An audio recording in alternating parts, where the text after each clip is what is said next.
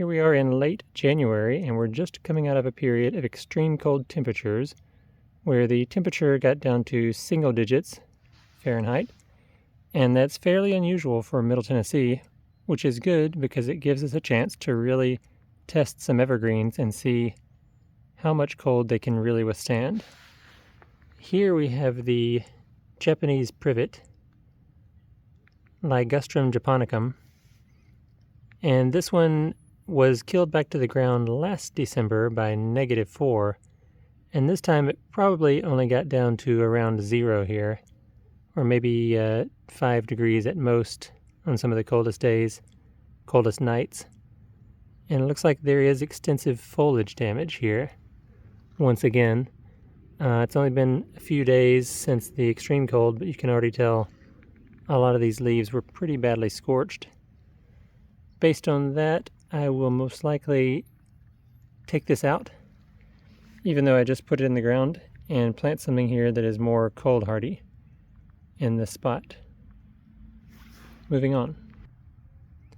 This is the boxleaf honeysuckle, Lonicera nitida, and it is supposed to be evergreen, but you can see here, just by looking at the ground, that a lot of the leaves have fallen off as a result of the cold. So there appears to have been extensive cold damage on this one in particular.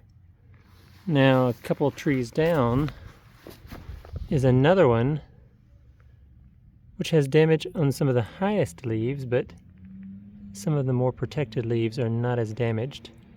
These could have been covered by snow during the most extreme cold, so I don't think that's going to be a good indicator of what they can withstand. Unlike the cold spell of December 2023, 2022, where there was no snow, this time there was some snow. So foliage that was low enough to the ground to be under the mounding snow, we had about 4 inches or so, maybe 5, would have been protected.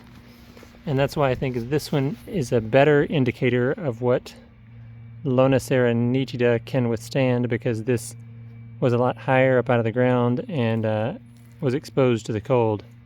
And you can see the end result is it lost a lot of foliage. So boxleaf honeysuckle, not really cold hardy in Tennessee whenever we have our worst cold weather. Here's the Elaeagnus silverthorn, Elaeagnus pungens. I would say it held up fairly well. So far so good. A little damage down low, which is kind of counterintuitive, but we'll see how it looks over the longer run. And this is the loblolly bay.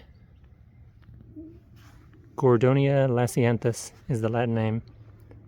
Just put this in the ground, I guess last late fall, early winter. And it had been doing fairly well up to that point, but you can see there's been extensive foliage damage as a result of this most extreme cold, so I most likely will take this out and replace it with something else. Right next to that, Persea bourbonia, the red bay, held up a lot better. There's a little damage. Somehow it doesn't seem as bad. So I think I will keep this one. Maybe, yeah, definitely keep it. I was thinking I might switch places, but no, I'll leave it here in this spot. So the bourbonia genus seems to be more cold hardy. This is a Euonymus japonicus greenspire cultivar.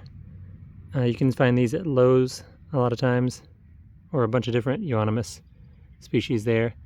However, this one has once again taken pretty severe cold damage. Last year it was damaged during the last cold event and grew back a little, and this year is damaged more, so I probably will take this out and put something else.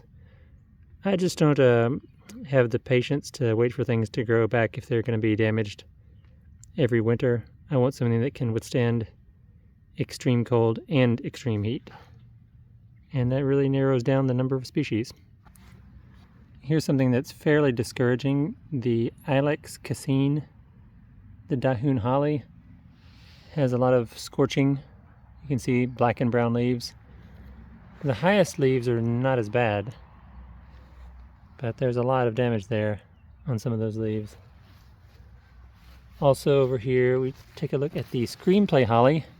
This is one I was worried about, but it seems to have held up remarkably well. There's a little damage on the interior, which I don't really get how that can be, but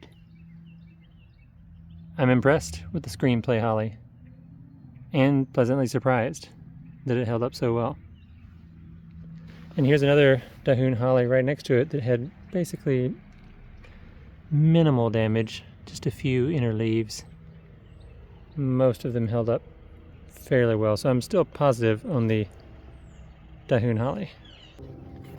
This is the Christmas Jewel Holly, and some of the interior leaves have turned black, but on the whole, it seems to be okay. So time will tell just how many leaves fall off, but I don't think there was much branch damage. Sometimes it does take a while to find out, but still mostly optimistic on the Christmas Jewel Holly. Some damage on the Oakleaf Holly or Oakland Holly, but overall I would say it held up fairly well. Here there is extensive damage on this particular Portuguese laurel, so I will definitely be taking this out and replacing it with something else. I have another one though I'll show you later that did surprisingly well. This is the spruce pine, Pinus glabra, and it doesn't look like it has any damage whatsoever. I just wanted to show you this because I'm going to reference that later when we look at a different pine. And the waxleaf myrtle has once again sustained, I would say, uniform damage from top to bottom. What was once a nice green has now gone a very dark olive, at least on the tops of the leaves. Now if we look underneath, it's a little green still, and the branches seem to be okay.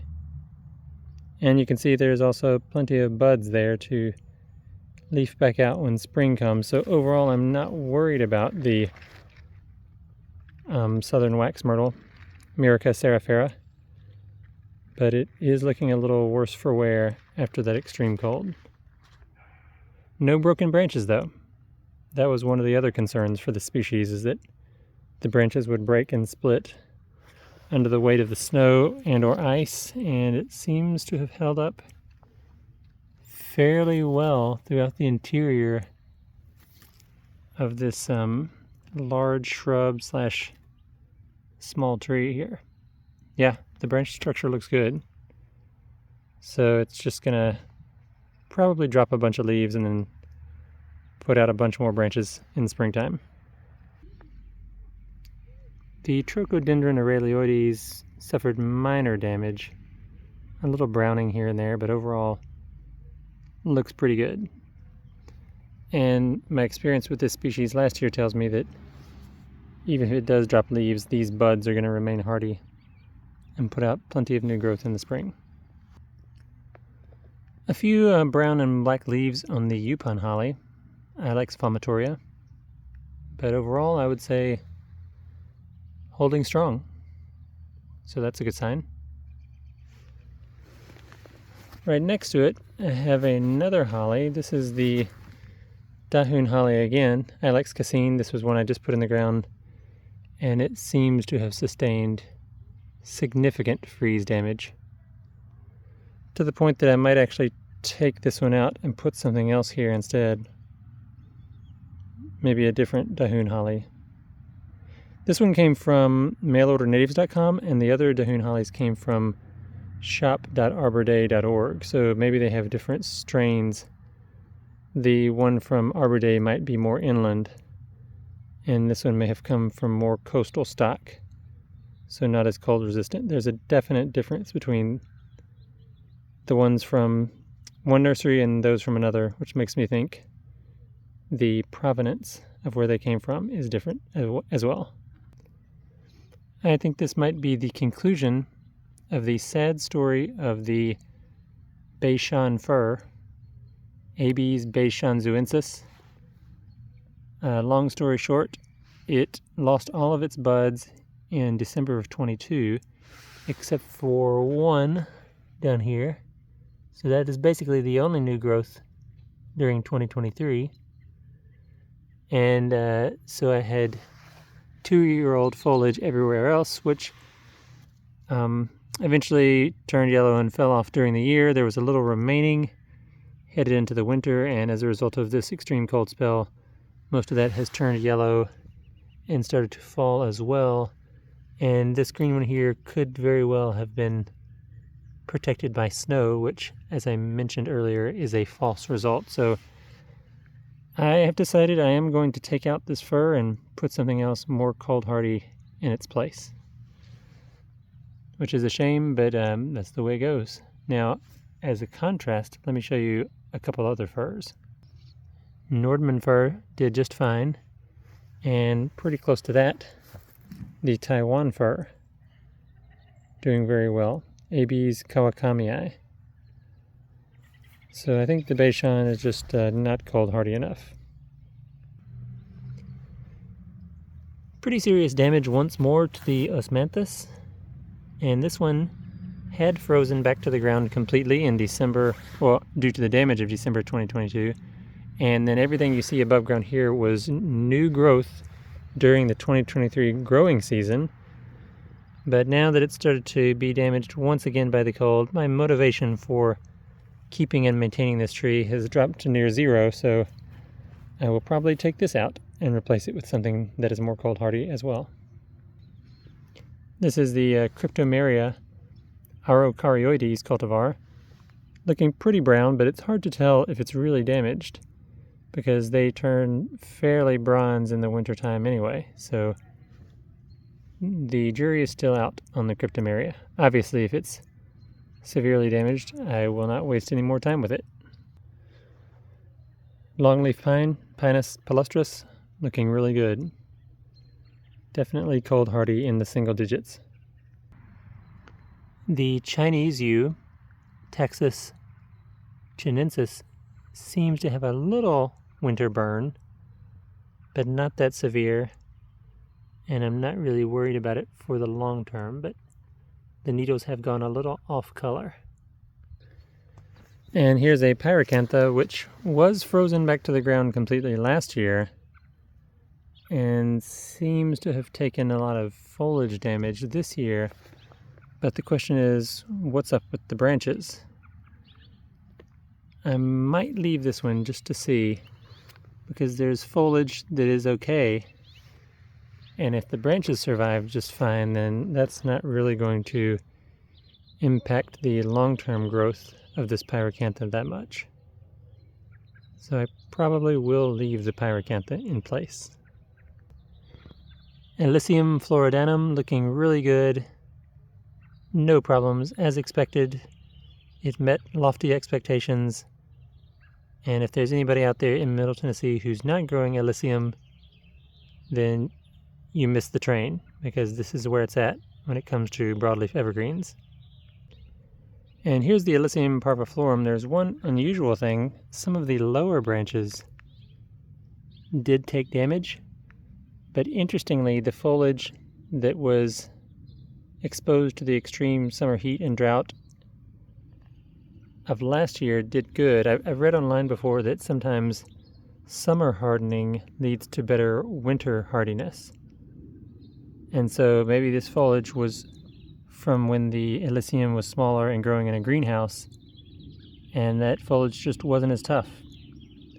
But I'm not worried about the Illicium parviflorum overall, because I have another one that's doing really well. And you can see the top foliage, which was most exposed, is doing just fine. Now here's a different Pyracantha that did just fine. Didn't really have much damage at all. This one, I believe, is the Yukon Bell. The other one that had damage was the Teton, so maybe Yukon Bell is slightly more cold hardy. This is my Pinus eliadii slash pine, and it seems to have taken a pretty good hit of winter damage, especially on the upper foliage. It does make me question the viability of those buds there, but I will probably leave it just to see what it does, because I'm curious. And here's that other Portuguese laurel, which for some unknown reason looks a lot better than the other one. So I'll definitely be able to continue my Portuguese laurel experiment with this one, even though I'm taking the other one out. This year, there appears to be no damage on the Centennial Girl Holly, so that's good news. And I think this was exposed to the cold. I don't think it was completely buried in snow. Right next to that is the other Illicium parviflorum, which once again doesn't really have a single brown leaf on it. I don't know if this browning at the edge was there or not before the cold, but if that's the only damage it's sustained, then it's still doing great. Gotta love the Illicium parviflorum. Other than the ones I showed you, there was no real damage on the Evergreen collection. I did want to show you real quick the Berkii red cedars, as a result of the extreme cold, have taken on their full purple hue for the winter. And I think you can barely detect that purple color compared to maybe the green and the blue of the grass and the blue ice. There's definitely a purple tint to those Berkii red cedars, although it's very faint. They do have an interesting coloration in the wintertime.